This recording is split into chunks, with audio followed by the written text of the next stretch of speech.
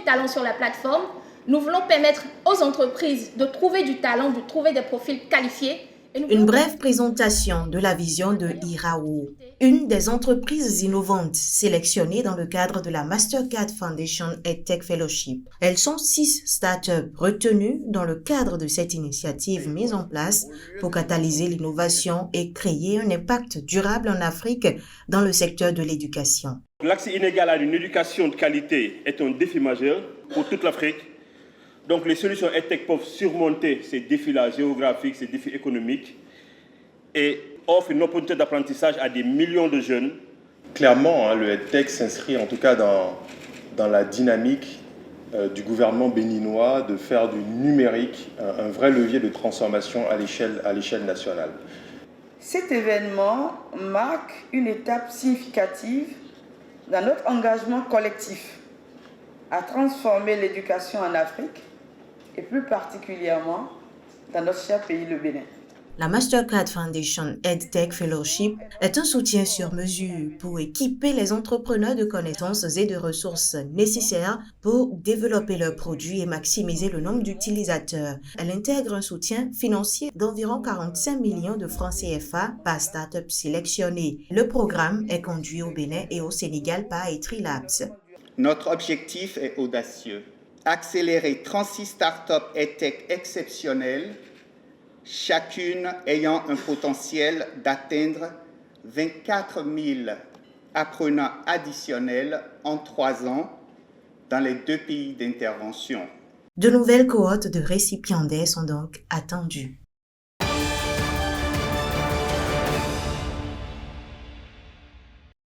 Radio communautaire Non-Sina FM, un outil de développement et d'expression de la communauté, célèbre ses 25 ans d'existence.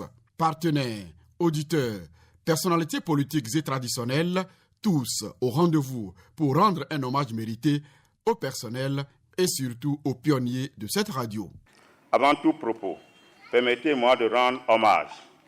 En votre nom, je veux nommer l'honorable Alisato. Depuis le 25 juin 1999, date de sa première mise en onde, la radio FM Non-Sina a émis sur la fréquence de 90.8 MHz. La signature de la convention avec la RAC du 25 mars 2004 a permis la mise en service à Bérouboué d'un relais d'émission sur les 87.3 MHz, renforçant ainsi son confort d'écoute et permettant aux populations de Pédaro, Gamia et Bérouboué d'écouter enfin leur radio. Le conseil communal de Bembereke, convié, confirme à cette radio son engagement et son soutien. La mairie de Bembereke, ayant compris ce précieux rôle que joue la radio FM Non-Sina, a eu à décider depuis plusieurs années nouer un partenariat avec elle pour mieux l'accompagner dans ses œuvres salvatrices. Il faut dire que c'est une radio de proximité, une radio qui relève des informations fiables. Donc il faudrait que nous puissions mener les démarches, par la grâce de Dieu, parler de TV.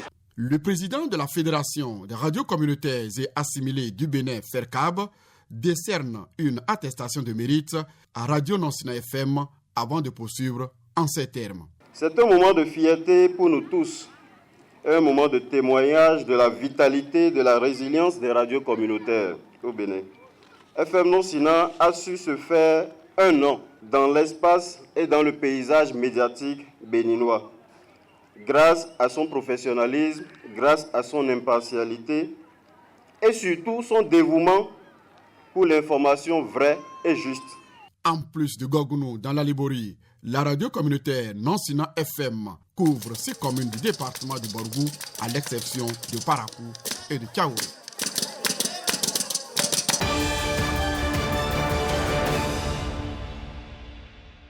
Vous pouvez attacher le corps sur leur main droite. Bien plus qu'un simple échange de bracelets, c'est un symbole d'union et d'amour que s'offrent ces hommes et femmes. Venus de divers horizons, ils ont répondu à l'appel de l'institution spirituelle Brahma Kumaris qui commémore ses noces d'or en Afrique.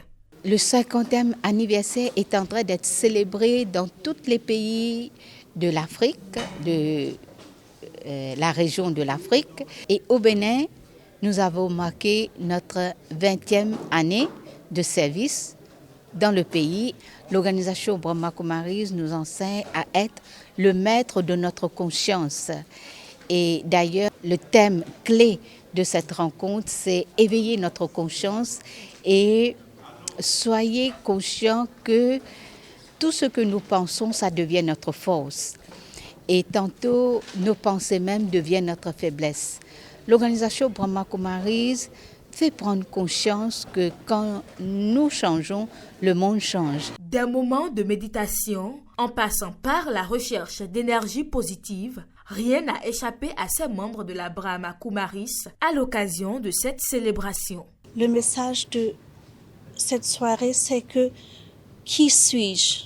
Qui suis-je? C'est qu'on doit se souvenir que je suis une âme et on doit considérer les autres comme une âme aussi. Que je vous invite à avoir la connaissance dans le centre de Brahma Kumaris ici à Cotonou. Fondée en Inde en 1937, la Brahma Kumaris couvre actuellement plus de 110 pays sur tous les continents et exerce un rôle important dans plusieurs secteurs.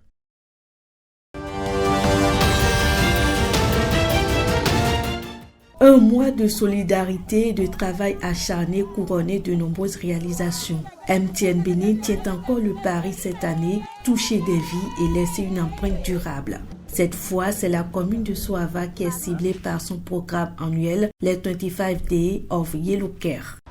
Je suis fier de vous annoncer la construction d'un module de 3 classes équipé de tables et bancs au CEG de Veki. Ce projet permettra d'améliorer l'environnement d'apprentissage pour nos élèves en leur offrant des conditions optimales pour leur éducation. 2 barques motorisées ont été construites pour faciliter la mobilité des enseignants et des élèves de Soava. Également pour amener les élèves de Veki, Soava et autres communes environnantes à se familiariser avec l'outil informatique, MTN a créé et mis à leur disposition une cyberbac.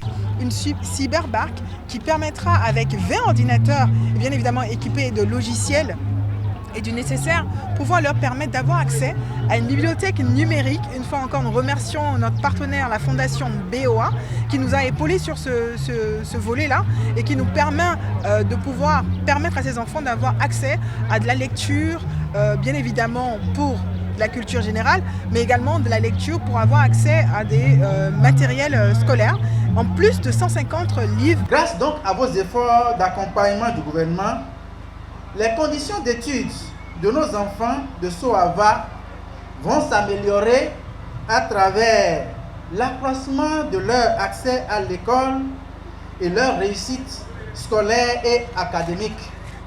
La 18e édition des Yellow Care n'aurait pas été possible sans la participation des MTNers et surtout des nombreux partenaires. Au niveau d'EcoBank, notre slogan c'est « Transformer l'Afrique par l'éducation ».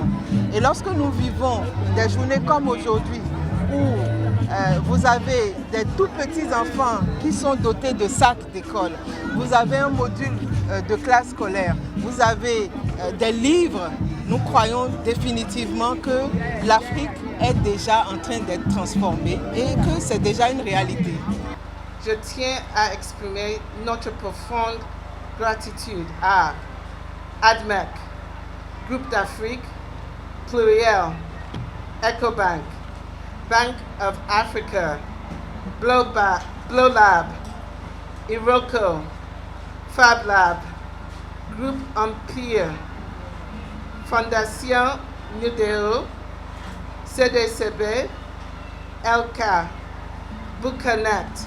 Le programme Yellow Care est un programme social et d'engagement. Il a touché de nombreuses familles et continue d'impacter plusieurs autres à travers le monde. Apprendre aujourd'hui pour diriger demain, investir pour les communautés rurales et isolées, c'est le thème de l'édition 2024 des Yellow Care.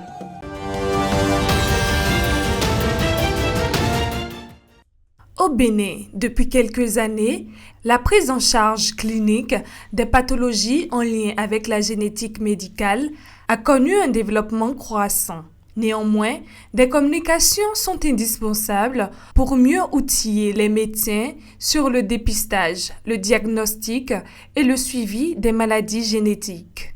Pendant la grossesse, la mère fait des consultations anténatales, a fait 3 échographies, elle a payé pour ça, pour s'assurer que tout va bien. Elle accouche et on trouve que l'enfant n'a ni pied, ni main. Ça pose problème. Donc c'est à cela que j'appelle les autorités pour que ceux qui feront désormais l'échographie pour une femme enceinte soient des gens habilités, donc formés, équipés, encadrés et supervisés pour le bien-être de tous. Les maladies chromosomiques, il y a une cause scientifique à tout cela. Lorsque nous avons des enfants mal formés, on parle de tohosu. Mais dans les pays très avancés, ils essayent d'expliquer pourquoi l'enfant est comme ça. Donc nous sommes en train de rentrer dans cette ère aussi pour qu'on puisse expliquer chaque cas, ce que nous avons appelé des maladies qualitatives. Dans la sous-région, nous faisons figure de pionniers. C'est dire que ce n'est pas une affaire facile ni simple. Au Bénin, un certain nombre de choses ont été faites. Et ces choses reposent essentiellement sur des hommes. D'où le défi majeur de la formation. Il y a lieu d'envisager des réformes normatives et institutionnelles tendant d'une part à l'adoption de normes internes spécifiques à la génétique médicale et d'autre part à la création d'une institution de biomédecine pour une protection optimale de la dignité humaine. Le bulletin communautaire de performance, c'est un instrument d'autonomisation communautaire axé sur les ODD. Il permet un meilleur accès à l'information et crée un espace de dialogue entre les usagers, que sont la communauté, et également les prestataires, que sont l'État. Il favorise la résolution des problèmes de manière collective. Ce n'est pas notre premier exercice par rapport au bulletin communautaire de performance. Nous l'avons fait déjà l'année passée dans 6 communes, à savoir Grand Popo, Adjoun, Alada, Ouanhi, et Bante et puis Kouandé. Nous l'avons fait déjà et je pense que tous les maires ont véritablement apprécié, tout le monde l'a véritablement apprécié. Nous rentrons dans l'éducation pour cette année. C'est ce que nous allons faire dans 3 communes, à savoir Cotonou, Dassazoumé et puis les Aguégués. Tous ceux qui interviennent au niveau de l'éducation, ils sont invités. On a invité également les maires. D'abord, ça se fait avec la bénédiction ou le soutien, le support de l'Association nationale des communes du Bénin. Les préfets où il y a ces communes qui sont retenues seront également là. Les parents d'élèves, les élèves, les OSC sont également là. Les données que nous allons recueillir, ces données seront très utiles au niveau des ministères. Donc, on souhaite qu'ils soient véritablement impliqués, que les inspecteurs qui vont nous envoyer, les directeurs départementaux des ministères de l'Éducation, qui soient véritablement impliqués. La cerise de ce bulletin communautaire de performance, c'est le plan conjoint d'amélioration des services. C'est une campagne de sensibilisation à plusieurs phases. Elle va permettre aux populations d'accroître leur résilience face aux effets du changement climatique. La campagne que nous lançons aujourd'hui vise à sensibiliser un large public aux enjeux environnementaux et aux actions concrètes entreprises par le projet d'adaptation basé sur les écosystèmes pour accroître la résilience des communautés. À travers le projet d'adaptation basé sur l'écosystème, ces acteurs entendent développer une approche visant à protéger de façon efficace les communautés rurales contre les effets néfastes des variations climatiques. Le PABE, projet d'adaptation basé sur les écosystèmes, a pour objectif de protéger les communautés rurales contre les effets néfastes des changements climatiques en utilisant des méthodes d'adaptation à ces changements climatiques-là. On peut réduire les effets néfastes des changements climatiques en changeant de comportement, en respectant la nature, en veillant beaucoup plus sur le dimensionnement des ouvrages, en allant plutôt vers la méthode qu'on appelle EBA et également beaucoup connaître l'environnement pour mieux s'adapter tout en se basant sur les techniques endogènes qui sont responsables de la durabilité de l'écosystème. En charge de la conduite du PABE, ces actes visent un large public. Les populations sont donc invitées à changer de comportement.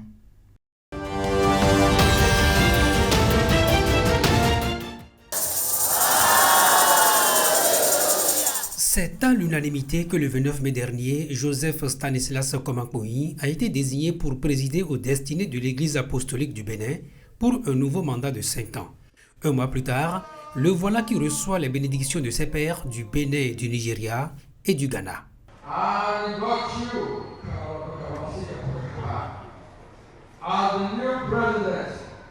C'est la grâce de Dieu, c'est le choix de Dieu qui a été porté sur lui.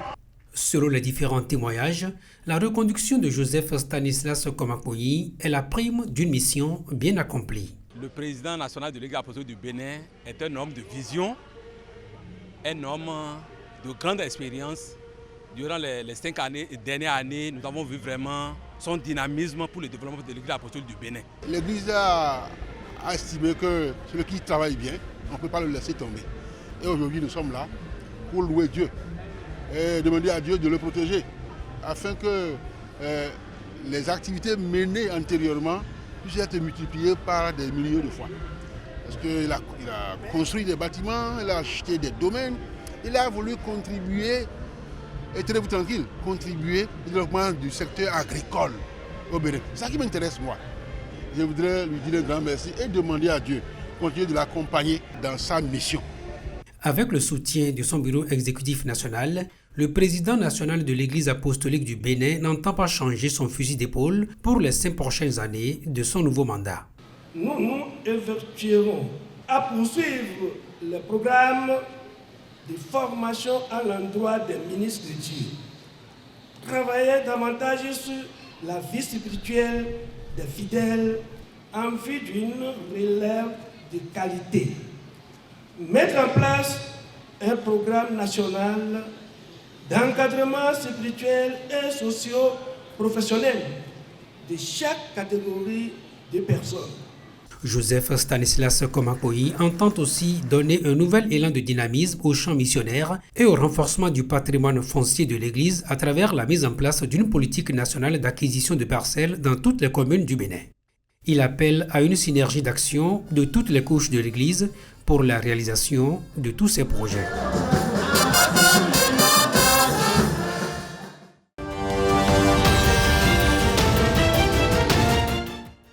Plusieurs points sont inscrits à l'ordre du jour de cette première session de la Commission nationale des finances locales, CONAFIL, au titre de l'année 2024. Il s'agit de présenter le point des diligences faites à propos des guichets spécifiques du FADEC, faire la répartition des ressources FADEC non affectées, fonctionnement, eau et électricité des écoles maternelles et primaires au titre de la gestion 2024, faire la répartition des ressources FADEC non affectées, appui au fonctionnement courant des communes au titre de la gestion 2024, faire la répartition des ressources FADEC non affectées, investissement au titre de la gestion 2024. La rencontre d'Aplaroué permettra à la Commission, à travers le Fonds d'appui de développement des communes FADEC, de mettre à la disposition des collectivités locales du Bénin des ressources financières pour le développement et l'amélioration du cadre de vie des populations. Une enveloppe financière d'environ 75 milliards seront répartis aux communes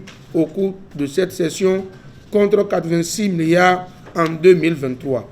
La baisse de la dotation se justifie par la fin de certaines conventions. La session réunit les maires et autorités de l'administration centrale venus de tous les départements du Bénin.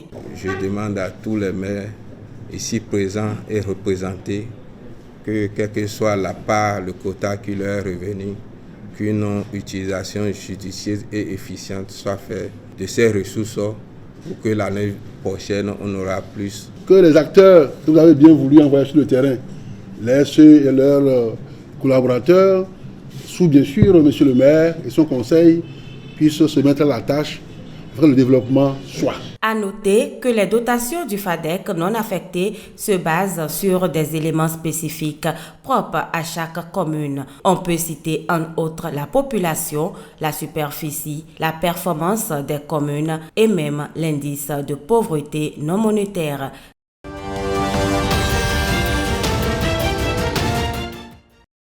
Le 3e arrondissement de Parakou accueille ici la dernière étape de la tournée de reddition de comptes du maire Inoussa Chabizime et son équipe du conseil communal. Vous allez payer, vous revenez avec un reçu, vous mettez.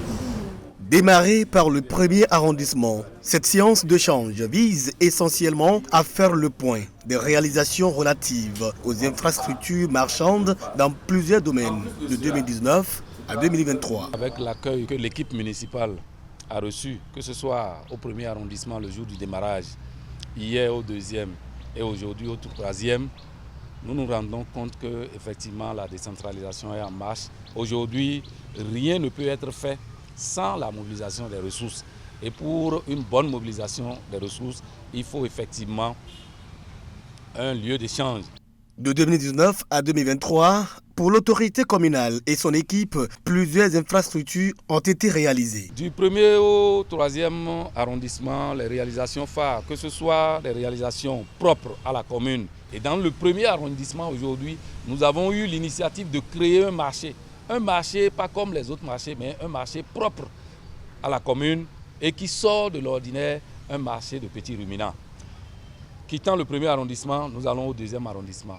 Nous avons choisi les marchés de Tchaketibam dans le quartier Arafat et le marché Rose-Croix dans le quartier Banikani. Dans ces deux marchés, nous avons investi en construisant des blocs de boutiques, en construisant des hangars. Dans le 3e arrondissement, vous savez que c'est là que l'État lui-même est en train de faire le plus gros investissement en matière d'infrastructures marchandes. De façon générale, nous avons été satisfaits pour cette tournée et je pense que c'est un exercice que nous devons continuer parce qu'à travers elle, nous maintenons le contact et nous arrivons donc à passer les messages pour que les populations soient, n'est-ce pas, dans la même dynamique que nous. Cette séance de change sensibilise les populations à la base et leur permet de changer avec la première autorité et sa délégation sur les principales difficultés au niveau du secteur de la santé ainsi que les perspectives pour les prochaines années.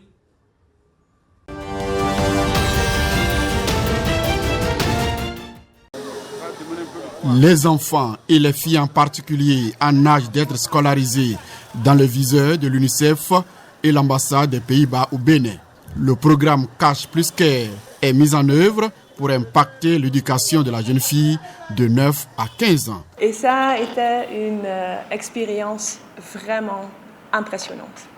Nous avons eu des rencontres avec des élèves, des enseignantes, des autorités.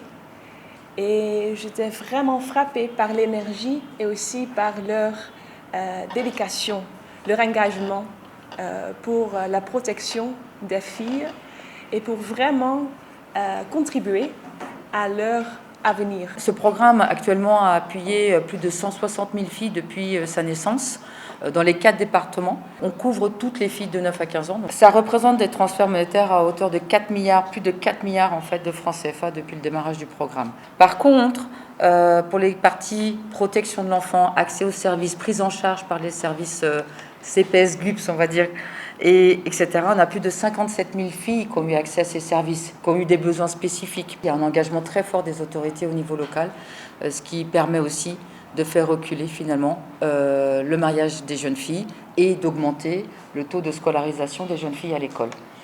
Face à ces résultats probants, l'autorité préfectorale, au nom de l'État béninois, s'engage pour la pérennisation du programme Cash Plus Care. Depuis quelques années, les résultats scolaires se sont vraiment nettement améliorés.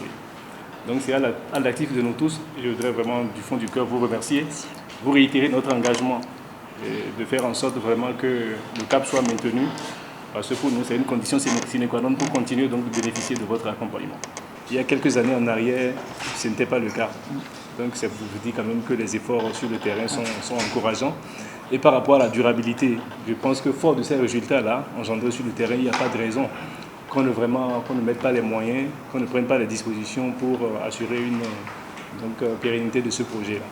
L'UNICEF et l'ambassade des Pays-Bas se donnent la main pour mettre fin au mariage des enfants et favoriser la scolarisation et le maintien des filles à l'école.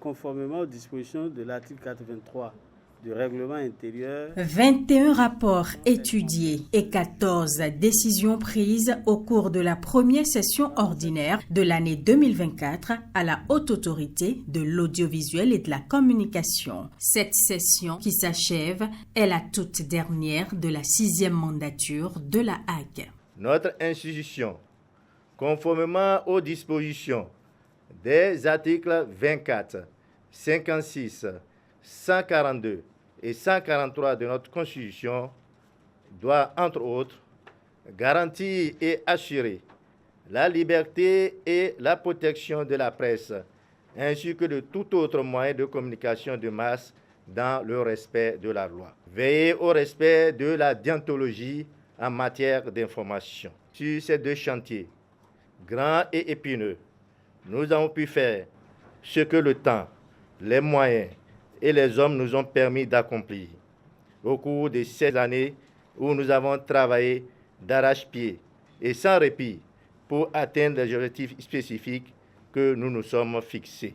Compte tenu de l'immensité et de la complexité des 10 chantiers, nous savions que nous ne pouvions pas tout faire et que ce qui resterait sera continué par la 7e mandature qui prendra bientôt le relais. Il nous appartient maintenant à nous de relever notre défi, de jouer notre partition dans un environnement qui n'est pas facile, mais dans un écosystème dans lequel nous devons aussi faire en sorte que l'ensemble des médias contribuent à faire avancer notre pays.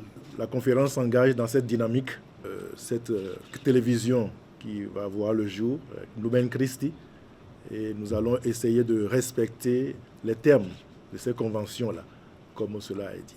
Démarrée le 27 février 2024, la première session de l'année à la Hague a permis aux conseillers de mener aussi des activités liées à la régulation des médias et à l'organisation des élections professionnelles des représentants des médias devant siéger au cours de la 7e mandature.